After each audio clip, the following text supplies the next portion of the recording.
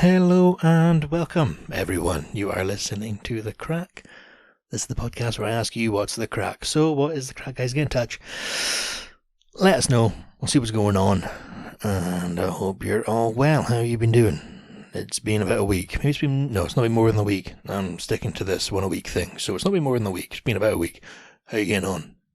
What has been happening in your orbit of life? You know, where you're the middle.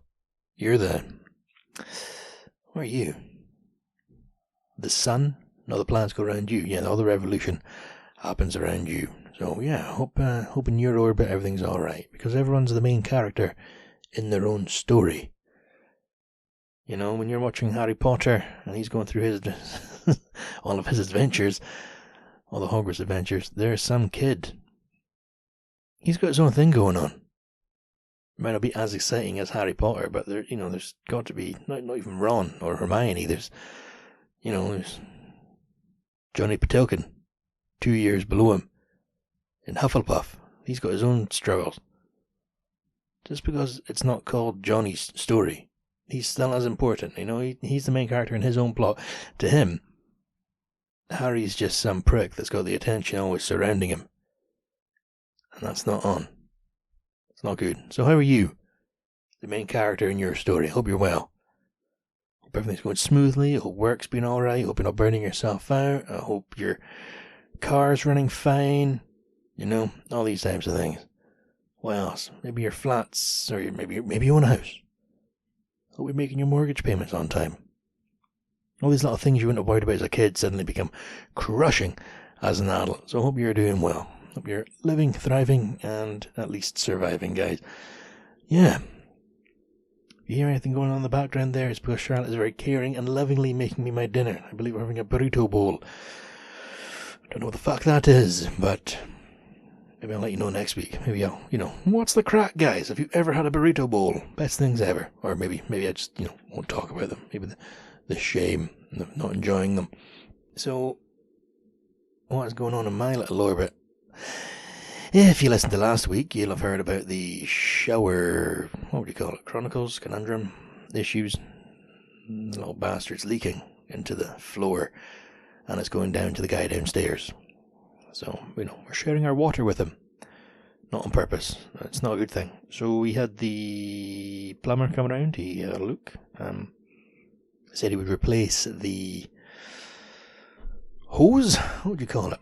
Replace that pipe that goes from the actual thing you press on to the shower head. So he replaced that, and then he didn't hear from him for a while. And then Charlotte got a voicemail saying I'm outside, and she phoned him back, and he's like, "Oh, I said that like 5 days ago." And she's well, not calling you a liar, but well, maybe you're right. Is that background? Maybe it's gone. That was Charlotte filling the pipe, and filling the pan. But this room that I'm in, it's a spare room. It's got the boiler in the cupboard. So whenever somebody flushes a toilet or uses a tap, or sometimes just because it feels like it, you'll hear noises. Yeah, I should probably get some of those black foam soup. Yeah, more water. Anyway. And the joiner came around and stuck on the hose thing, so that's all good. And not the joiner, the plumber. And then the joiner sent me a WhatsApp saying, can I come round at 5 o'clock on this day? And I didn't really want him to, because I was night shift that night, and 5 o'clock's when I'm sort of trying to get up and try and shower and cook and find the will to fucking live. 5 o'clock is around that time. So I woke up I got home from work that morning, slept a little bit, woke up, back to sleep, woke up, but I couldn't rest, knowing I had to be up to let the guy in, so he can come and see the floor and see what the situation was. So at 3 o'clock, I was like, you know what, fuck it, I'm up. Alright, that's it. I just won't sleep. I'll brave it, guys. At some point you've had men storming beaches at war, getting shot at by machine gun nests. You've had folk jumping out of planes and men running into buildings that are on fire. But I thought, I'll brave this. I'll go without a few hours of sleep, because these are the sacrifices. And I waited for him, and I made the most disgusting dinner I've had in a very long time. I made Oh, since you asked, I made cheesy pasta out the box, which is usually delicious, but I thought, right, okay, what can I jazz it up with a little bit? And we had made a few mushrooms left. Very decisive food, the mushroom. Personally, I love them. I love the plain ones. You know, I'm not into like extreme mushrooms or psychedelics. I've never done mushrooms. Never tripped balls and the wee fun guy. Oh, that's the Mexican co-host making her presence known. There must be somebody daring to walk past in the car park outside. Imagine that. Imagine using your own car park. So yeah, I had mushrooms. Made some bacon left over in the fridge, so I chopped that up as well. Oh, hang on. And we're back. Due to the magic of editing, would you even know I'd been gone? Chica was very upset. As I said, somebody decided to walk past at the car park at this time of night, and for all she knows, they were going to break in and steal her biscuits. What was I talking about? I believe it was the cheesy pasta. So I had some mushrooms fried, and I had some bacon that had been in the fridge. I cut that to tiny wee bits, fried that as well. Poured some dried chili flakes, not chili powder, but actual flakes, and added added the last of the frozen peas from the freezer. Which sounds fine in theory, but where I went wrong, guys, we had a tub in the cupboard, had been there for a long time, of dried onions for putting on like top of salads or things like that, and they're quite nice. I like them. You know, if you're making a burger, you put some dried onions on them. It's its own unique flavour. So I thought, right, I'll have a few of them just to spruce it up. So I added just a little bit. And I was like, you know what? There's not many left. Fuck it. I'm not putting the tub back in the cupboard. So I added the rest. And somehow there's a lot more than I planned. So, poof, oops, too many. Well, see, they'd been in the cupboard some time and it hadn't been closed properly. So they weren't entirely crispy onions. They were quite soft. So when I mixed them through my dinner and I was eating my pasta and bacon and mushrooms and peas, it kind of had the texture of like cornflakes that have been in the bowl a bit too long. Still a little bit of bite to them, but they're all soggy. And it was quite a disgusting, horrible, gross dinner. So that was it. And then at 5:15, a message from the joiner saying, hey, I can't make it. Can I come round tomorrow? And I was, well, okay. You know, you can't say, you know, what can you do? They hold the cards. They're putting down the winning hand. That's them. No.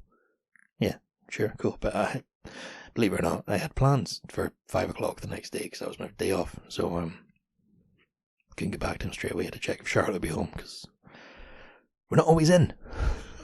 But Charlotte was home, so we came round, checked it out, found the source of the leak, and it's coming round at some point to fix the floor.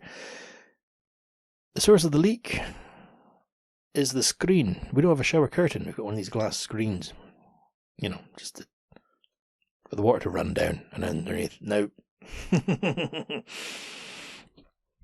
the bath is sealed along the wall at the bottom of the tiles, as baths usually are. Now, not too long ago when I was talking to the landlord about this, he phoned me one night. Not too late. Charlotte was still up watching Grey's Anatomy. Very dramatic hospital. I think I'll avoid that hospital if I'm ever sick. He phoned me, and my phone, because it's old, apparently very small. People laugh at how small my phone is, but it does the job. It's not the size, mate. It's how you use it. No, right. Okay, so yeah, very good. Very good. Cock joke. So, landlord phoned. He's asked me questions about the size of the bath and the length of from wall to wall in case he wants to install a shower pole, in case I want to dance at home. Throw money at me. No, put up a shower curtain, things like that. And I'm measuring it. Got the old tape measure out. I'm doing my best. And I have to call upon the assistance of Charlotte because there's nothing to hook the tape measure to the other end. So that's all fine and dandy. So Charlotte's now in the room. Landlord's on speakerphone because my phone's old and it doesn't work through the wee earpiece thing. Well, it does, but like a pilot about to take off. Ladies and gentlemen, we're going to be at this speed. It's going to get some headwinds. Yeah, so I put on speakerphone. Charlotte's in the room, my lady. Got to be a man in front of her. And the landlord says maybe when the joiner's round, you can fill the bath with water to see if it's weighed down. all right, okay, yeah, that's fine. Because the weight of what is in the bath can affect the sealant around the edge. So, okay, that checks out. And we agree, okay, concur. And then he mentions that I don't look like a very light guy. Pardon? Yes, what am I, about 14 stone? A little more. And he wasn't rude, but he was just, yes, no, I was trying to be polite. I'm 16 stone and you're taller than me. Charlotte, at this point, is aware that it's speakerphone, so she's covered her mouth to stop herself laughing out loud, and she's going red, and she's in the hallway, buckled over, struggling to breathe at how funny this sudden fucking, I don't know what you'd call it, sucker punch of a weight job. And I'm a bit more, I don't know, 17, 18 stone. I'm fucking not 19 stone, but yes, no, just, in case maybe just with you standing in the shower, it's weighing it down and breaking the ceiling. Fucking hell, I'm not that bad. Not one of these fucking circus sideshow. Look at this guy stands in the shower and now the water leaks through the cracks. He's that heavy. Not that bad. Fuck. So we laughed. Believe it or not, I didn't go and... Well, afterwards I just went to Asda and I got myself a pint of ice cream and I just... No, we laughed at it. It was fucking hilarious. Out of nowhere. Yeah, I'll get the joiner in, that'd be fine. Have you considered it's because you're fat, Lewis? Whoa! That's not what he said, but that's how it's taken. So that's what's going on. Although what I have discovered, which is a weird thing, since I've not always had a shaved head. I've not always been bald, by way of saying that. I'm not always the follically challenged among us will know the struggle. No, so I shave my head because it thins fucking, there's none at the front, so it's heading back. It's receding. That's the word, receding. So I now shave it. And it started off with just buzzing it with a number 1 down to the sort of, Phil Mitchell, just down to sort of stubble. But after that, I've decided I now like to just razor it off. Shaving gel in the shower, take it off, down to the skin. Every second day, every day, ideally, just keep it down, keeps it clean, keeps it neat. It's nice. Ever since I've started doing that, I've always been doing that in the shower. And since the shower's been leaking, I've been doing it in the bathroom sink to minimize how long I have to be in the shower for. And guys, I really enjoy it. So, if you're out there and you're shaving your head in the shower, try doing it in the sink before the shower. Like, not in the, I'm not seeing you fill the sink up with razor blades and, shake your head in it or something. I'm not saying shave it in the sink, but you just use the sink, use the mirror. Very nice. It's very nice. It's a lot easier, because again in the shower I've got one of these steamless mirrors that steams up the fucking second the shower starts, so it doesn't really work. So yeah, that's the shower fucking saga continues. But yeah, Charlotte could not breathe. She could not breathe with the phone call. Speaking of Charlotte, there's been a few things with her this week. First of all, just because I like spooky stuff, her and her friends were having the same scary dream. Kind of weird. Something to do with a hen party at like a remote house with ghosts. But I was on night shift and Charlotte saying, "Mitch, going, I woke up thinking there was somebody holding my hand." Fuck that, I'm not coming home.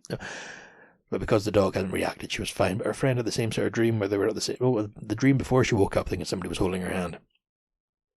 Her friend had a very similar dream. Oh, that's weird. But who knows what goes on in these female group chats?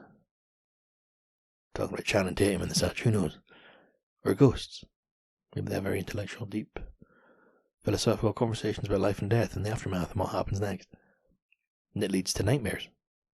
Or maybe, and she's not told me this, maybe she was just fucking munching on cheese before bed. And that's what did it.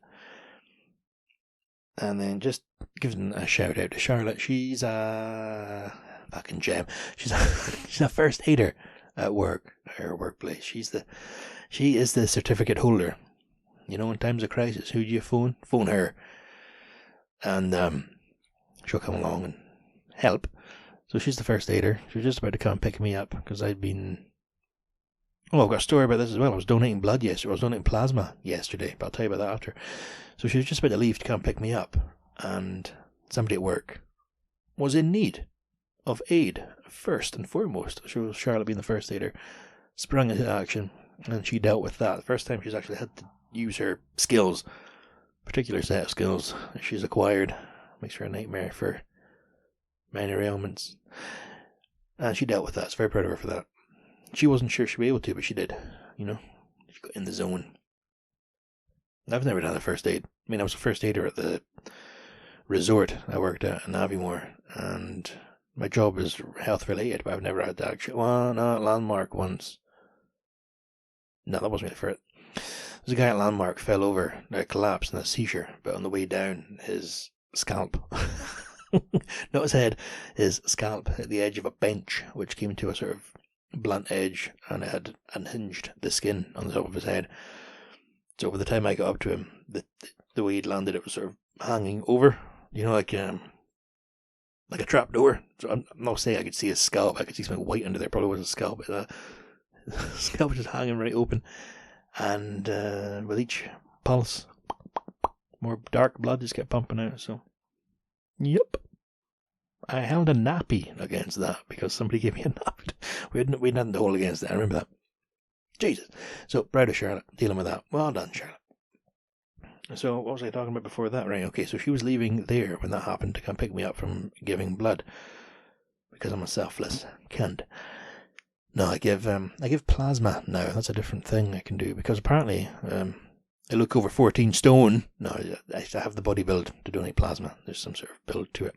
If you look like you might weigh your bath down to the point it no longer effectively repels water from the edges, you can donate plasma. So you go in, it's the same setup. You know, you go in and they ask you, they give you the questionnaire. Some personal questions on there. If you're at anal sex, I beg your pardon. And I fucked up on this one. Not that I have had anal sex. That's not what I fucked up with. No, yeah. One of the questions is, have you been abroad in the past wee while? Doesn't use the words wee while, but it gives you a time period. And I said no. But I've been in Bruges. I was in Bruges last month, so I filled out the fucking paper on the wee clipboard, gave it back, feeling I'm good at this. I know how to answer these questions. And I went and sat in the little hallway, drank my water. I got called through. Lewis, yay! And I do the wee finger prick test. Make sure your hemoglobin's on track. It was fine. And then they just double check the answers. Okay, so yep, you're not waiting for an operation. You're not bleeding as we talk. You know, you're not on any like heroin. No. Don't take steroids. Don't think so. You not been abroad? No. I'm like, oh fuck. Yes, I have. Which she jumped at. I wasn't shouting at her. I was just, whoa, yeah, no, fuck, yeah, shit. I have been. Cancel everything. Stop the press. But I think it's because when I went to Bruges, it wasn't on an aeroplane. It was by the train. And it never felt like I went abroad at any point. You know, there was no ceremony. It was just, and we're away, and there you are, you're in France. So, yeah, still got in. I passed. And you go through and you sit in it's the exact same thing as giving blood. If you haven't given blood, I can only recommend it because, you know, you don't need it all, and you can really help people in ways you wouldn't imagine. And you sit in the same chair, and then they stick the thing in the crook of your elbow. But instead of going into the wee blood bag, it goes into this big filter machine like you're on dialysis, and plasma's in your blood, and they separate it, and it pumps back in, so you get your blood back, but they take the plasma out, and it goes to medicines and research, and it helps burn victims and all kinds of things, guys. So I've not been asked to promote this, but if you can go and donate, go ahead. Please do. And you get a little biscuit afterwards. I had a Kit Kat. It was nice. Now, I'm sitting there, enjoying myself, and the nurse is every now and again looking at where the needle goes in, and I'm sort of picking up on something's not quite. I don't know. Okay. And she keeps asking how I'm feeling and stuff, which they don't. I mean, they don't usually neglect you, but they don't usually ask so often. How's that? Does that feel okay and stuff? It's fine. And then they put a wee bit of cotton over where the needle goes in, mainly so you can't see. Oh, my headphones have. There we go. so you can't see the wound, like a racehorse. To keep your eyes forward. And I'm sitting there, and then suddenly I feel a sort of sharp. No, not sharp's a very dramatic word. I feel a ping in where the needle is, and I'm like, ooh, never felt that before. So I said to her, I felt a sort of sharp sting, and she went, yeah, I think we're going to call it there. And she lifts the. I'd given over half a bag, which is ideal because they want over half. Over half counts as one. Ideally, they want two, but they can take one. I'd already given over half a bag. She, yeah, we're just going to call it there. And she lifts up the wee fabric thing, and all the skin around the needle is like bulged up. And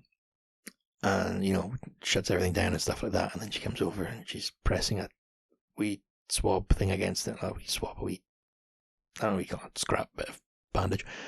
And she asks, can you hold that there? Yeah, of course. And I'm not looking at it. I'm just waiting to leave. She comes over. Oh, you're leaking through. I look down. It's going red. I'm like, oh shit. Okay, there's quite a bit of blood coming out there.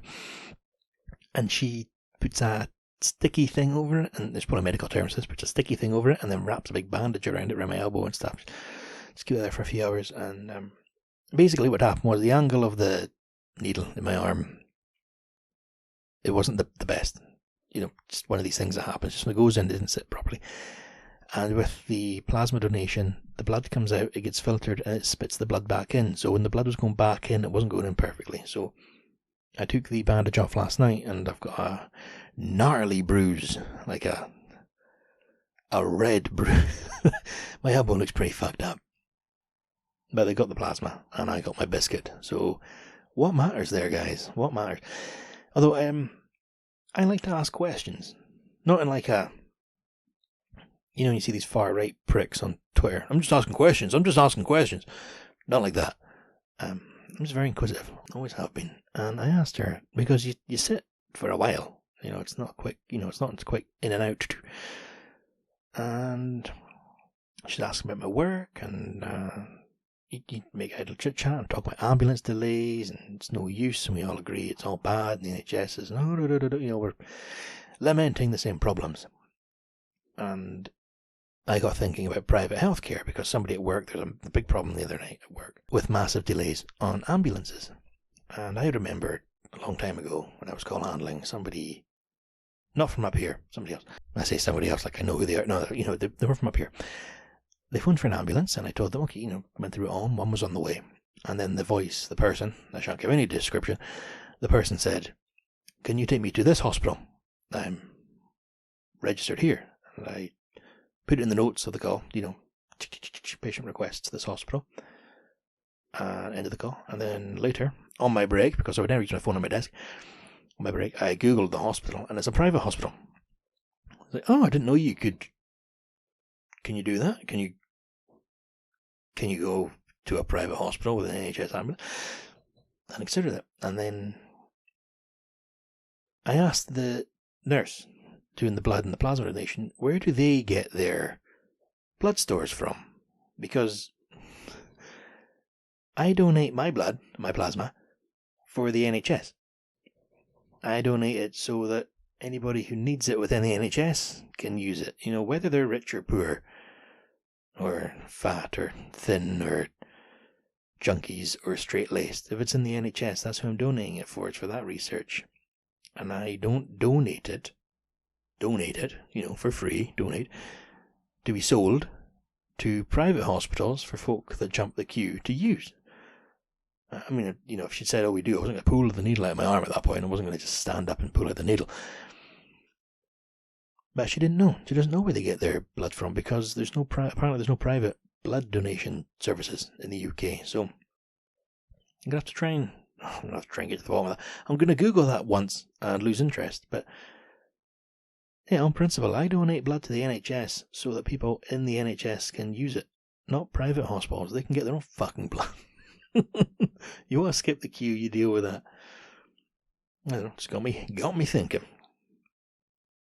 So is that everything going on in my life at the moment?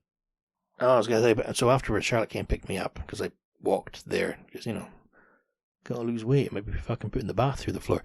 No, I just walked there because it was a day off, and it was a nice enough afternoon, raining a little bit. I walked up, and she came and picked me up, and went and got some food for dinner. And while we were in Tesco, there was a tannoy announcement in the store. Could a first aider go to this aisle? Looked at Charlotte, we'll go get him. And then later on, as we were walking through the store, there was some poor lady completely unconscious, KO'd, collapsed on the floor. I didn't look. Charlotte saw her. I was looking at the carrier bags. They have some wacky designs, those carrier bags. No, seriously though, in Tesco you can get carrier bags, little ducks on them, I think, at the moment. I was checking them out. Charlie goes, oh, did you see that lady? No, I was looking at the bags. So that was my day. But I can't think of much else going on. Oh, we had a leap year yesterday, so happy leap year. Don't know if that's a thing. Don't know what happens with a leap year. Women can propose to, but we allow it to happen. Women can propose to men, and children that are born get a conversation icebreaker for the rest of their life. Tell me something about yourself. I was born in a leap year. Oh, so you're only you're only 5 years old, 6 years old. Oh, that's wild. Yeah, happy leap year. Got an email from the Krispy Kreme donut folk on the 28th. Hi Lewis, you look like you weigh the bath down. You look like a fat bastard. Would you like to buy some donuts? Oh, yeah, sure, cool. You can get a dozen glazed original for only $2.99 or something. I'm fucking salivating at this point, like holy shit.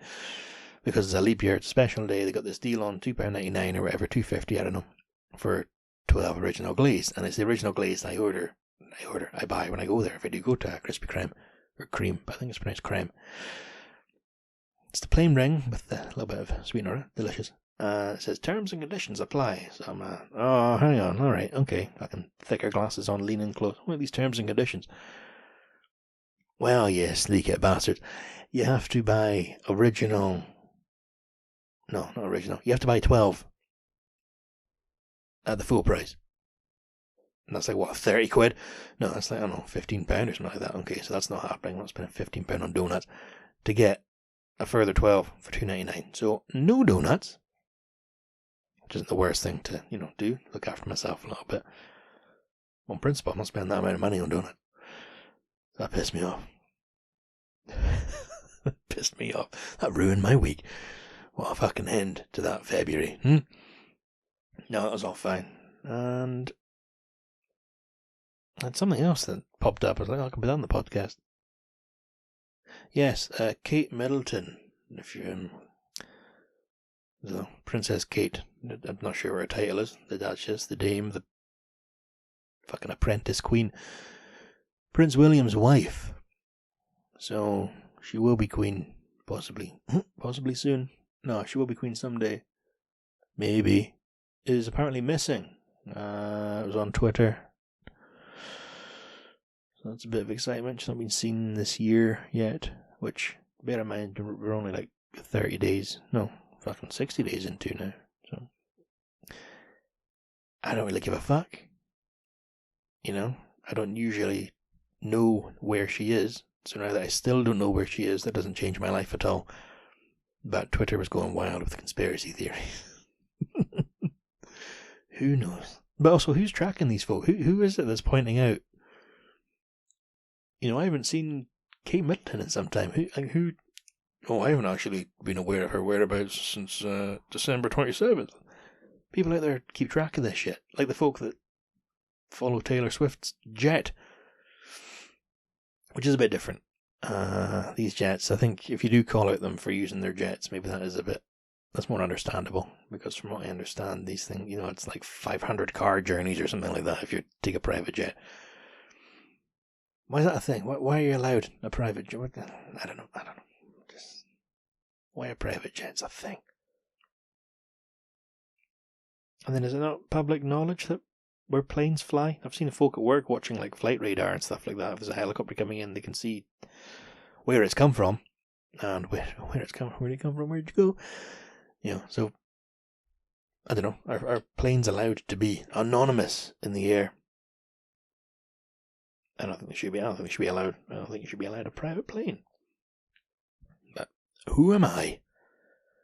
Who am I to say? If I could afford one, would I have one? Probably. Yeah, that's not a lie.